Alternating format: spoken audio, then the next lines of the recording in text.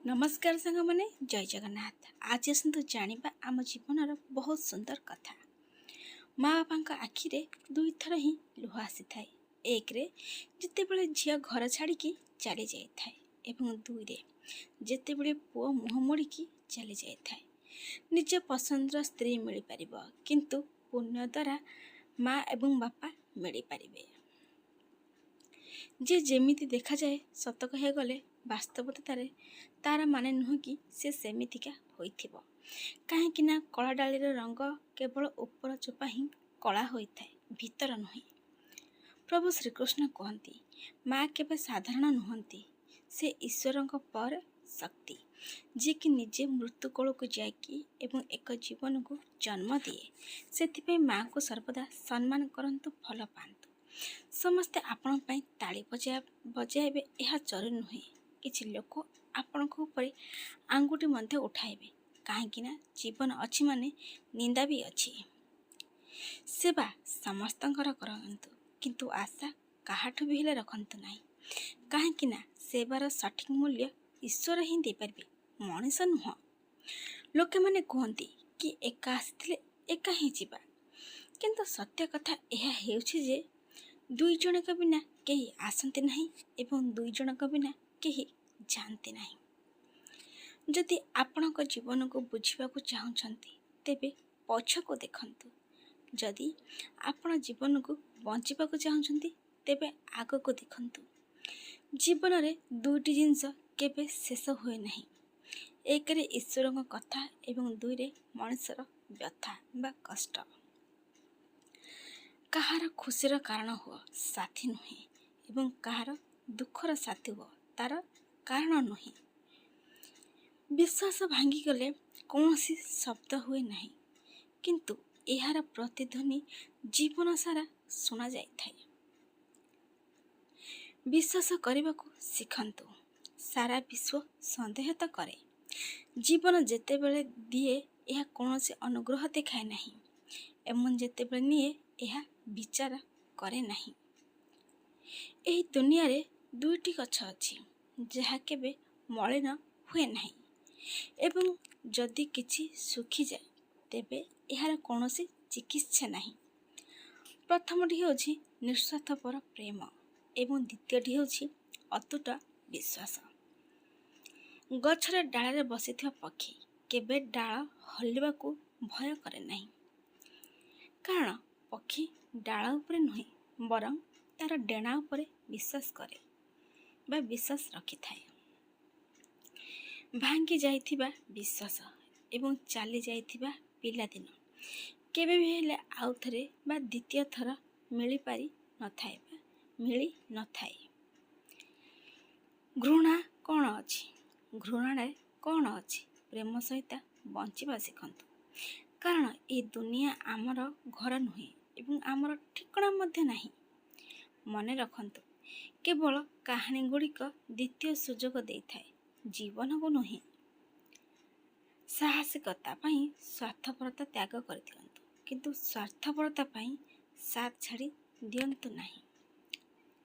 पिता सत्य कथा। एक विक्षिप्त समाज एवं एक विक्षिप्त परिवार केबे भी राजा होई परिबो नहीं, किंतु सेमानक मध्यरे युद्ध करी से निश्चिंत भावरे अन्य मानकु राजा करि थाए। ज्ञान, धन एवं विश्वास तीनोटी बहुत भल बंधु थिले। तीन जनक मध्यरे बहुत प्रेम थिला। एपरि एक समय आसिला जेतेबेले तीन जनक अलग हेबाकू पड़िला। तीन जन परस्पर को प्रश्न कले, आमे केउठी भेटिबा? ज्ञान कहला, मु तुमको मंदिरर स्कूल रे भेटिबी। धन कहला, मु तुमको धनी लोकों पाखरे भेटिबी। विश्वास चुप रहिला। दुहें तांकर नीरवतार कारण पचारले। तेणु विश्वास कांदी कांदी कहला, मु गोटे थर चली गले मु आ केबे हेले तुमको भेटिबी नहीं। भूल हेबो एवं जिनस गुड़ी को भूल बुझा जीवो। यह जीवन महाशय, एठारे प्रशंसा हेबो एवं यह किपरि भी हेबो। प्रशंसा आपण जेते भी करि पारंती, किंतु अपमान भाबी चिंतिके करंतु। काहेकि ना ଅପମାନ ସେଇ ଉଦ୍ଧାର ହୋଇଥାଏ।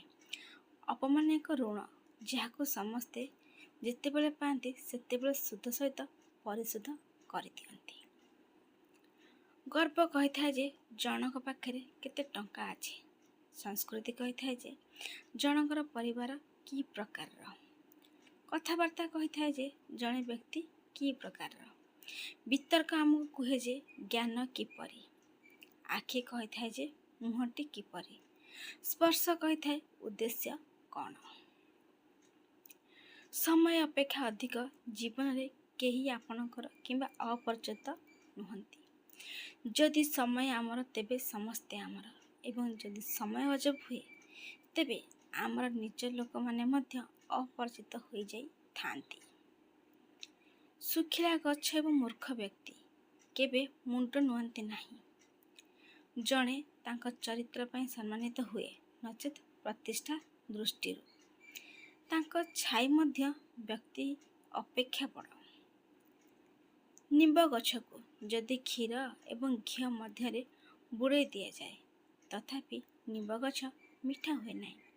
ଠିକ୍ ସେହିପରି ଆପଣ ଯଦି ଜଣେ ଦୁଷ୍ଟ ବ୍ୟକ୍ତିକୁ ଯେତେ ଜ୍ଞାନ ଦେଲେ ବି ଯେତେ ବୁଝେଇଲେ ବି ସେ ନିଜର ମୂର୍ଖତାକୁ କେବେ ବି ହେଲେ ତ୍ୟାଗ କରନ୍ତି ନାହିଁ ବା ଛାଡ଼ନ୍ତି ନାହିଁ। ଯାହାକୁ ନାଚ ନ ଆସିଥାଏ ଜୀବନ ତାକୁ ବି ନଚେଇ ଦିଏ। ଏହା ହେଉଛି ଜୀବନ ସାର୍। ଏହା ଜୀବନ ହେଉଛି ସାର୍। ହସୁଥିବା ମଣିଷକୁ ବି କନ୍ଦେଇ ଦେଇଥାଏ। ମନେ ରଖନ୍ତୁ, ଆତ୍ମବିଶ୍ୱାସ ଏବଂ ଅହଙ୍କାର ଭିତରେ ଗୋଟିଏ ଏକ ସୂକ୍ଷ୍ମ ରେଖା ଅଛି। ଆତ୍ମବିଶ୍ୱାସ ଆପଣଙ୍କୁ ବହୁତ କିଛି ଦେଇଥାଏ ଏବଂ ଅହଙ୍କାର ଆପଣଙ୍କଠୁ ବହୁତ କିଛି ଛଡ଼େଇ ନେଇଥାଏ। ଜଣେ ମାଲିକ ଭାବରେ ନୁହେଁ ବରଂ ଜଣେ ମାଳି ଭାବରେ ଆପଣଙ୍କ ପରିବାରର ଯତ୍ନ ନିଅନ୍ତୁ। କାରଣ ଯେଉଁ ବଗିଚାରେ ମାଳି ଭଲ ସେଠାରେ ପ୍ରତ୍ୟେକ ଫୁଲର ସୁଗନ୍ଧ ଭଲ ହିଁ ଆସେ। ସମୟ, ସମ୍ମାନ ଏବଂ ବିଶ୍ୱାସ, ଏହି ତିନୋଟି ଜିନିଷ ଏମିତି ହୋଇଥାଏ ଯାହାକି ଗୋଟେ ଥର ହାତରୁ ଗଲେ ଆଉ ଥରେ କେବେ ବି ଫେରି ଆସିନଥାଏ।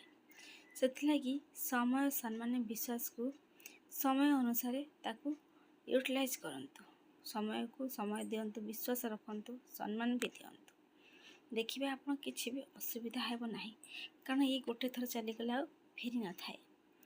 ଏମିତି ନୂଆ ନୂଆ ଭିଡ଼ିଓ ଦେଖିବା ପାଇଁ ସାଙ୍ଗମାନେ ଚ୍ୟାନେଲକୁ ସବସ୍କ୍ରାଇବ୍ କରିଦିଅନ୍ତୁ ଏବଂ ଲାଇକ୍, କମେଣ୍ଟ, ସେୟାର ବି କରନ୍ତୁ। ସମ୍ପୂର୍ଣ୍ଣ ଭିଡ଼ିଓ ଦେଖିଥିବାରୁ ଆପଣଙ୍କୁ ବହୁତ ବହୁତ ଧନ୍ୟବାଦ। ଆଜି ପାଇଁ ରହୁଛି ସାଙ୍ଗମାନେ, ଜୟ ଜଗନ୍ନାଥ।